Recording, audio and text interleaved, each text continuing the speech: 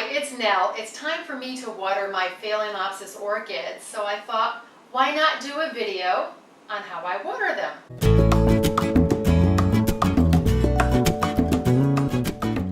I just want to say that there are varying opinions on this topic, mainly in the water you use. Some say water with distilled water, some say don't. Some say water with rainwater, some say don't, some say tap water. Most say tap water is best, but for me, I can't use the tap water because my tap water is so hard. Santa Barbara has some of the hardest water in the country, so I use the drinking water from my reverse osmosis system to water my orchids. Later on in the video, I'll mention distilled water because my friend has used it on her orchids for years and has had really good luck. She adds something into it because the minerals have been taken out along with the impurities, as with the reverse osmosis system.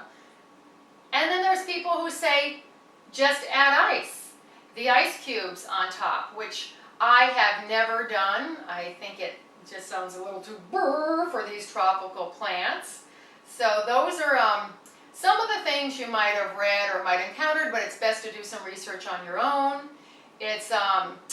There are two things to avoid mainly, and that's overwatering and salts. You don't want to use water that's high in salts, and that also includes over-fertilizing. But I thought I would just explain how I water mine. Now obviously this one is in a very small pot. I water this once a week, and this one is in a bigger pot, and I water it every 2 weeks.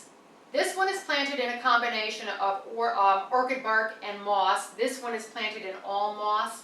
The moss will retain the moisture a little bit more. That's why I water this one every 2 weeks. And obviously the pot is a lot bigger. It's going to dry out in here much, much faster. I live in Santa Barbara, California, which is a climate that is ideal for growing orchids because it's very even. My house right now is about 76 degrees. In the summer it can get up to 80, 85 depending on how warm it is, but our evenings cool down.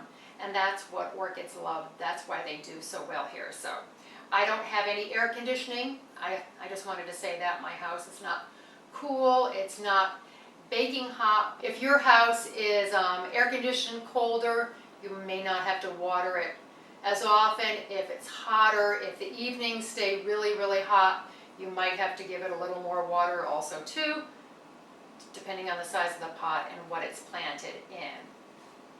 So I simply run water through it. I have a water conditioner. So I take it over here and I just run the water through the orchids. I let it thoroughly drain out. I'm going to do the same one to this. Just run it through on both sides. Make sure it's good and soaked.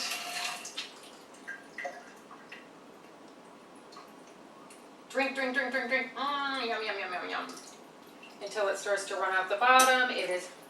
We're running out the bottom. I'll put it down here until they thoroughly drain out, and that is all I do. But I just wanted to show that to you because it's important to let it drain through. Orchids do not like to sit in water. If you need to increase the humidity, what you can do is get a tray, put pebble in it, and then put the orchid on top of the pebble so it's not sitting in any water. So as soon as these thoroughly drain out, I am going to get them back into their containers and back into their spots, and that is it for a week and 2 more weeks. Very, very simple. I live a few blocks away from the ocean and I have my windows open all the time in the warmer weather, so they're naturally getting that humidity that they love. If your air is drier, your home is drier, you might have to water it a bit more. Now, most people overwater Phalaenopsis. They think, oh, every 2 or 3 days. No, no, no. Once a week at the most. This one, as I said, gets it 2 weeks, and you want the water to thoroughly drain through. So don't think, oh, I'm going to water my orchid every 3 days because it'll be like a tropical rainforest. No, no, no. Easy with the liquid love. I hope you have found this video on watering Phalaenopsis orchids to be helpful. I just want to say that if your water is full of chlorides and fluorides, you might have to use distilled water. Please subscribe because I have a lot more videos coming your way on all things garden. Speaking of garden, let's get out in the garden and make the world a more beautiful place. As always, I thank you so much for watching. Bye.